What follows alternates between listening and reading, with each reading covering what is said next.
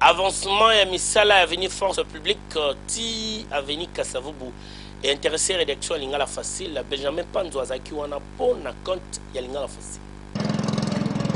Ezotelemate misala ya 5 chantiers na avenir force publique na commune ya Kasavubu. Constat caméra et Benjamin Panzo esali ko banda sayo tina sosa kuna ba renforcer pe ba traiter mo ba maladie mususu ezalaki na nzela oyo. Botala ndenge el moko batie col et puis tala ndenge el mususu bazoko tia déjà couche ya goudron avec impact pe idéologie. Selon explication ya DPO ya OVD na contrôleur permanent ya BTC oyo tokutaki kuna musala eza kosalema elongo na grec 8 ba chinois soki basilisi kotoyo bakokota asosa ti shaba pokuna il faut ba réhabiliter po ebebaki kaka bakobandela nzela ya zero te kasi pasi pe mawa ezali soki batie goudron esengaka bato baleka te kasi tala bakinois ndenge bayokaka te ndeko oyo lipape ekangami